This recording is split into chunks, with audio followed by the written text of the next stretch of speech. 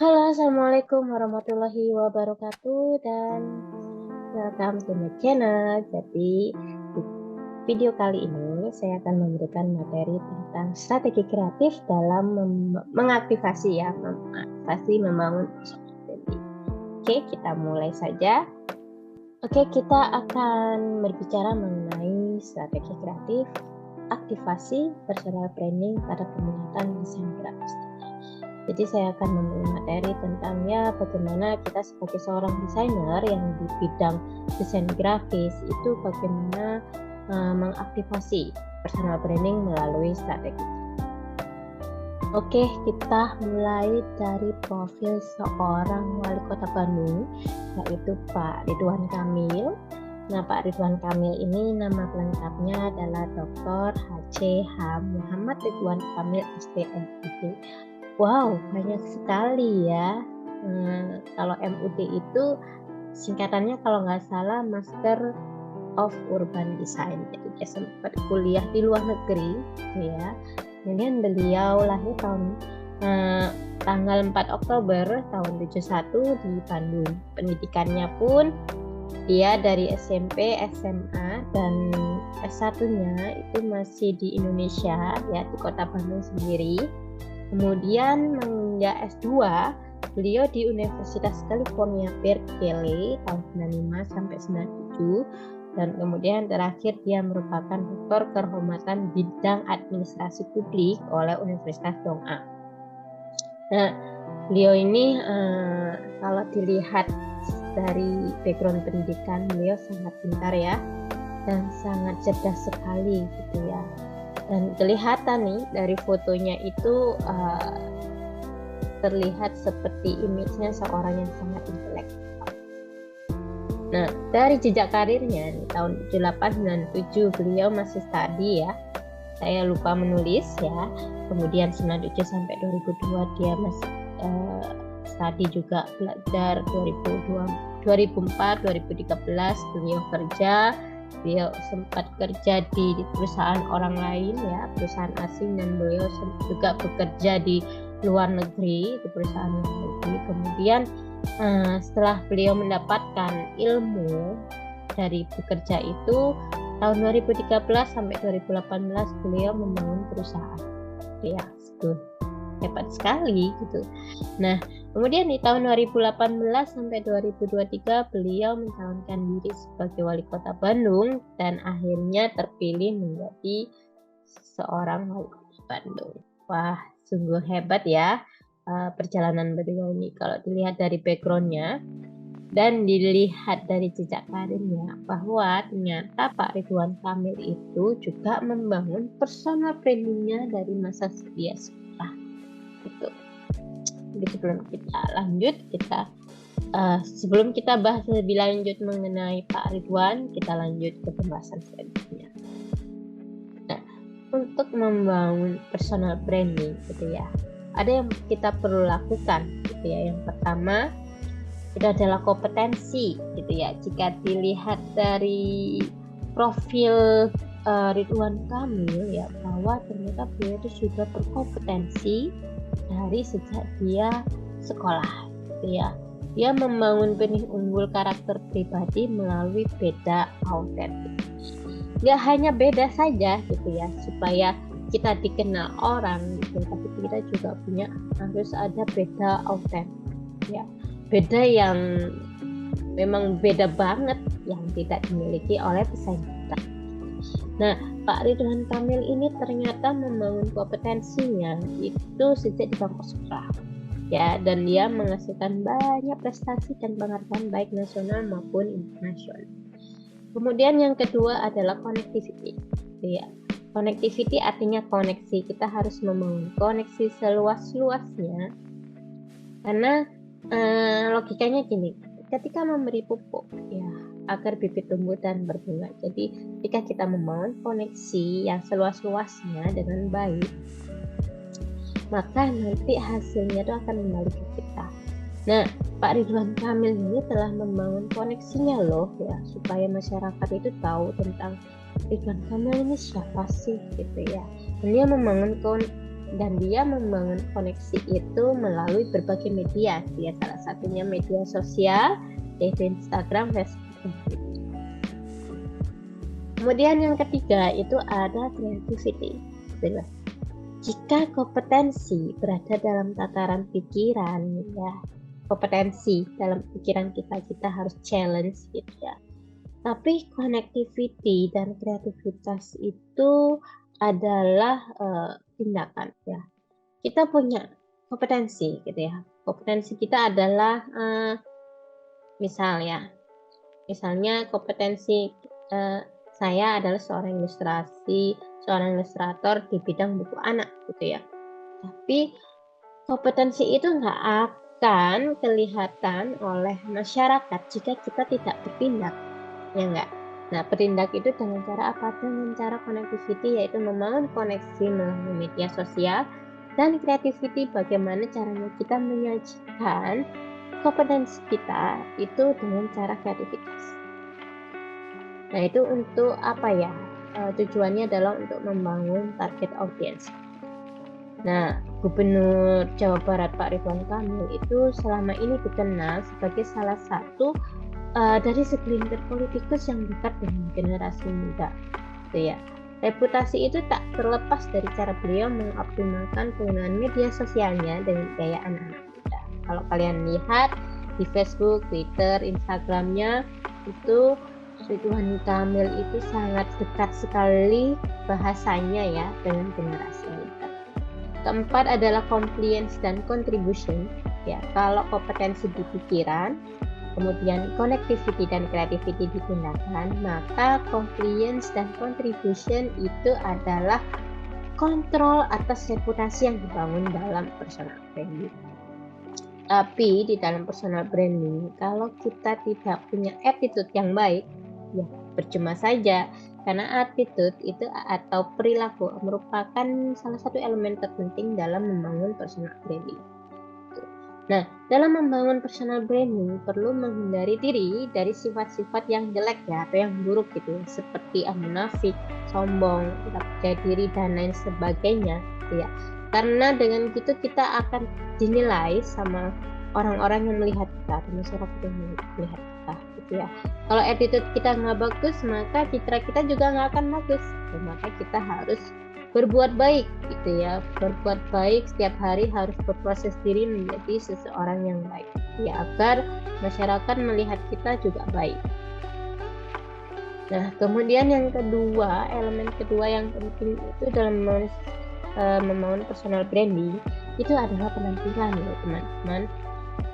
Tadi penampilan itu penting ya.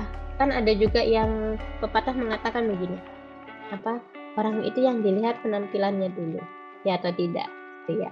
Kalau penampilan kita rapi, ya bersih, cantik dan lain sebagainya, orang akan melihat senang, ya, dan akan melihat kita, wah orang ini baik ya, wah orang ini rapi ya, gitu. Tapi kalau kita berpenampilan buruk, misalnya tidak rapi gitu ya, bajunya kita sobek-sobek dan lain sebagainya, kumel dan lain sebagainya, orang akan melihat kita, wah ini orang ini kayaknya males atau kurang merawat diri kayak gitu. Nah, ternyata penampilan itu juga menjadi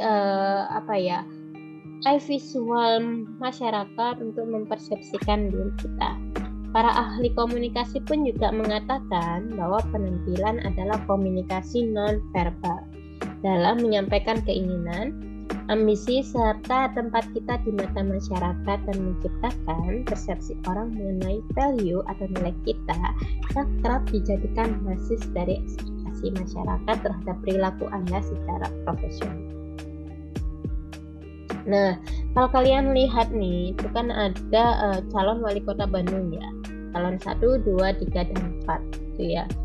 Nah, dari keempat ini ada nggak yang berbeda? Ya, pasti ada ya. 2, 3, 4. Kalau kalian lihat ini calon-calon ini memakai baju yang formal atau pada umumnya dalam dunia politik gitu ya. Tetapi kalau kita lihat yang calon nomor 1 itu cara penampilan beda ya. Nah, Pak Ridwan Kamil dia formal tapi tidak pakai dasi ya.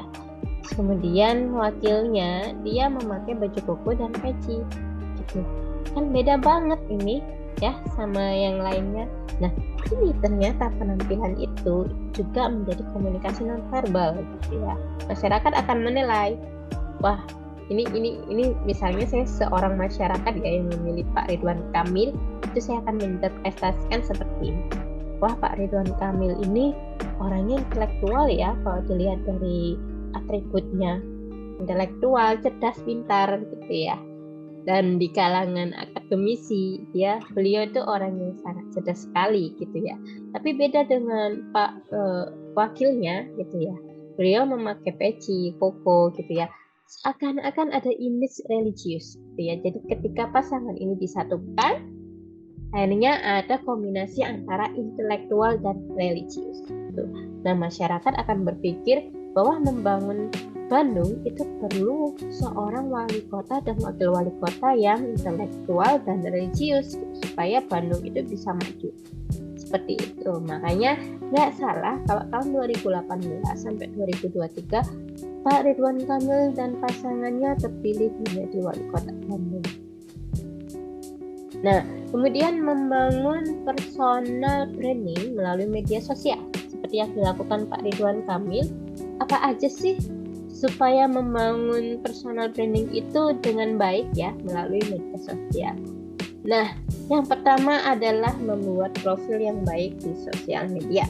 Ya, jadi profilnya seperti ini. Misalnya kalau di Instagram sama Facebook atau Twitter gitu, bangunlah profil yang baik gitu ya. Jangan yang aneh-aneh gitu ya. Saya pernah menemukan profil Instagram itu yang aneh-aneh profilnya, kayak misalnya tulisannya tuh kayak alay A jadi 4 dan lain sebagainya. Pakai profil yang baik gitu ya. Kenapa? Karena gini, manusia itu kan adalah makhluk visual ya, dan kita cenderung sekali untuk tertarik hal-hal yang visual itu secara indah dan menarik gitu ya. Nah, ketika orang membuka sebuah profil di sosial media gitu ya, jika tidak menarik gitu ya, maka mereka tidak akan istilahnya tidak akan melihat lebih jauh gitu ya, hanya skip saja gitu. Sedangkan kalau kita membuat profil dengan baik ya, terus deskripsinya bagus, menginspiratif, terus dengan feed sosialnya, orang akan tertarik untuk berkunjung ke sosial media kita gitu. Kemudian yang kedua adalah fokuskan diri pada media yang tepat. Membangun personal branding di sosial media itu tidak perlu aktif di semua sosial media gitu ya. Kalian harus memilih yang kalian aktif di sosial media. Misalnya kalian aktif di Instagram dan Facebook, atau mungkin di Instagram dan Twitter dan lain sebagainya. Kalau kalian punya sosial media banyak gitu ya, tapi nggak aktif semua, ya percuma, buat apa gitu ya. Jadi fokuskan apa yang membuat kalian fokus di mana media sosial itu berada gitu. Yang kedua adalah memiliki ciri khas. Ya, menjadi pribadi yang memiliki ciri khas akan mempermudah publik mengenal dirimu. Mereka akan teringat langsung kepadamu karena Anda berbeda dari yang lain. Jadi memiliki ciri khas. Yang ketiga adalah memiliki ciri khas.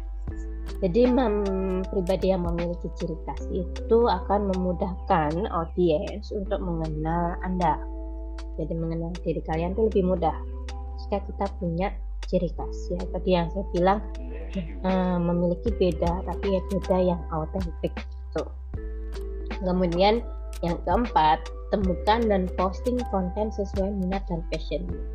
Jika kalian adalah seorang desainer illustration ya, atau ilustrasi, misalnya saya ilustrator di bidang buku anak-anak, maka saya akan mengisi konten-konten itu yang berhubungan dengan passion saya, supaya audiens itu kenal saya bahwa saya adalah seorang ilustrator di bidang buku anak gitu. Nah, kemudian yang kelima, mengupdate profil sosial media secara rutin. Jadi jangan dibiarkan begitu saja gitu ya. Paling enggak update sosial media itu seminggu sekali minimal. Supaya apa? Supaya orang itu atau publik audiens yang follow kita atau mengikuti kita itu akan akan merasa bahwa oh, orang yang aku follow ini selalu update tiap hari gitu. Supaya jadi inspiratif bagi mereka. Kalau kalian tidak atau jarang ngepost ya, jarang mengupdate gitu ya, orang akan males ya. Ini kok kayaknya nggak aktif banget gitu. Nah, maka paling tidak minimal mengupdate sosial media itu seminggu sekali. Kemudian yang keenam itu adalah memanfaatkan fitur-fitur di sosial media. Ya, jadi kalau di sosial media misalnya kayak Instagram itu kan fiturnya banyak sekali ya. Kayak misalnya ada feed story, terus kemudian ada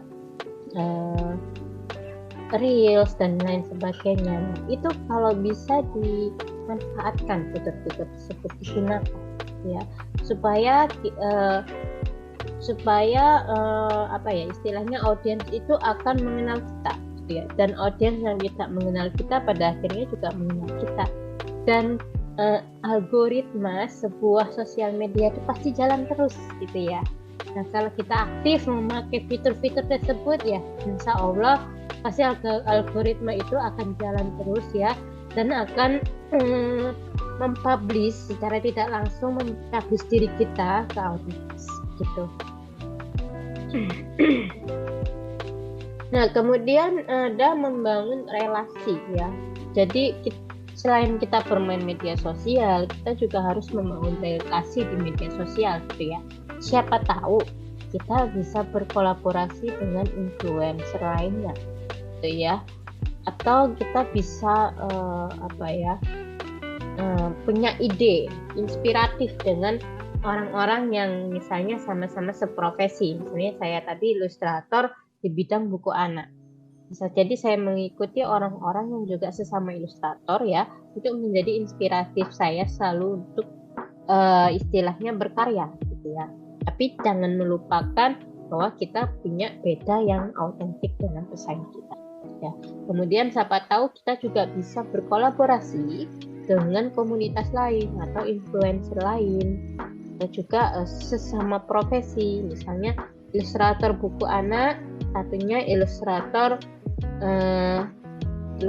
umum gitu ya misalnya. Nah, kalau kolaborasi ini kan juga pas sekali gitu ya. Jadi itu bisa membangun relasi dari itu. Kemudian ada memilih target audiens itu tepat sasaran. Maksud dari tepat sasaran adalah audiens yang diincar adalah mereka yang memiliki ketertarikan, minat maupun passion yang sama dengan kalian gitu.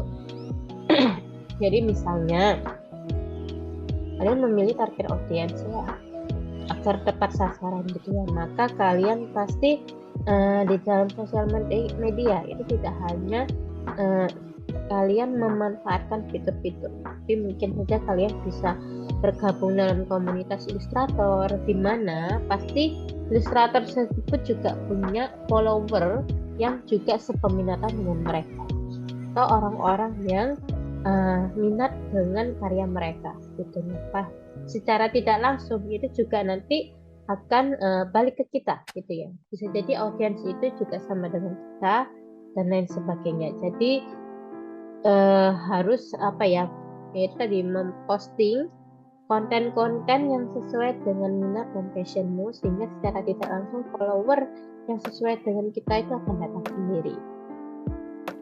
Nah, kemudian selalu membuat strategi dalam setiap konten. Jadi jangan asal kita tuh bikin konten gitu ya. Oke, hari ini konten, besok konten. Tapi kalau kita nggak punya planning, ya, tidak punya strategi konten apa ya yang mau kita angkat, itu karena kita buntunya kan di situ ya. Dan kadang audiens itu akan bosan dengan konten-konten yang itu saja ya. Makanya kita perlu membuat strategi dalam setiap konten. Misalnya kayak begini. Oke, konten hari pertama itu dalam seminggu ini ya kita bikin konten 3 kali. konten pertama itu mengenai tutorial tentang bagaimana membuat desain karakter. Terus yang kedua bagaimana membuat tutorial yang gampang, elemen-elemen visual, misalnya benda-benda. Ketiga bagaimana, atau yang ketiga ini bukan tutorial tapi lebih ke tips dalam membuat ilustrator gitu. Ada bisa juga konten mereview karya orang lain dan lain sebagainya, nah itu bisa ya. Kemudian selanjutnya ada memaksimalkan sosial media untuk hal yang positif gitu ya. Kalau ingin sebagai orang yang ingin dikenal di publik gitu ya, Anda juga harus diharuskan ya menjadi seseorang yang positif, pribadi yang positif, karena semua tindakan tidak terlepas dari mata mereka gitu ya. Dan itu perlu hati-hati dan bijak dalam memposting sebuah konten. Jangan sampai bikin konten viral yang hal-hal yang negatif gitu ya. Itu nanti akan secara tidak langsung itu merusak citra diri kalian sendiri gitu. Nah, ini ada poin penting dalam membentuk personal branding di media sosial ya. Nah, poin pentingnya adalah pertama, pembentukan personal branding itu memerlukan konsistensi dalam kurun waktu tertentu. Panjang pendeknya tentu tergantung pada bagaimana cara kita berkomunikasi maupun membagi informasi tersebut. Kedua, fokuskan kepada hal-hal yang memang Anda kuasai agar dapat dengan senang hati melakukan hal tersebut. Kemudian ketiga, bagikan hal yang memiliki nilai positif dan lebih baik lagi bila hal tersebut akan memiliki nilai lebih bagi orang lain yang membacanya. Nah, kemudian yang selanjutnya adalah dalam membangun personal branding ya di media sosial itu kita perlu timeline media sosial gitu ya. Kenapa timeline media sosial? Karena mengelola satu atau banyak akun media sosial itu enggak mudah teman-teman gitu ya. Itu juga susah gitu ya. Saya pernah merasakan hal itu ya. Maka dari itu kita harus membuat namanya timeline gitu ya. Selain postingan baru, interaksi audiens, dan amplifikasi internal perusahaan, mungkin kalian juga harus bekerja di beberapa alur kerja hanya untuk menjaga agar akun media sosial Anda tetap aktif.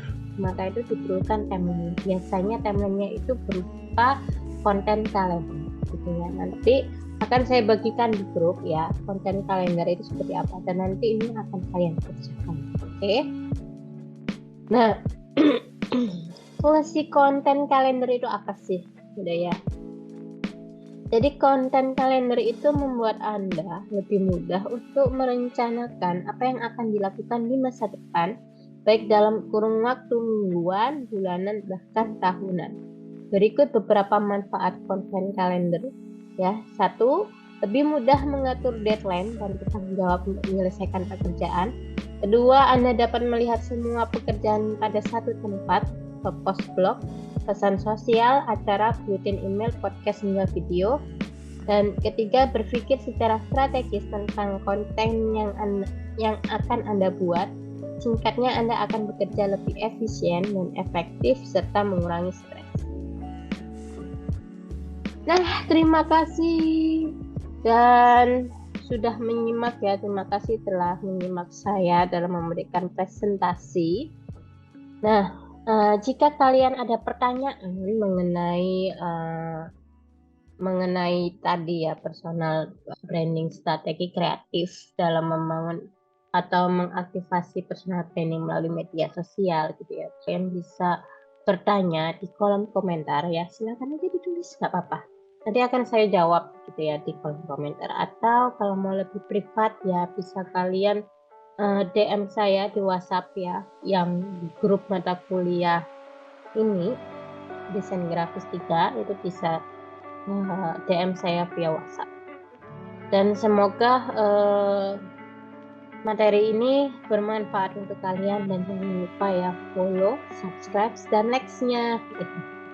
Dan juga mungkin memfollow Instagram saya Asrep. Siapa tahu kita bisa say hello, bersapa-sapa dan maupun berkomunikasi. Oke, terima kasih.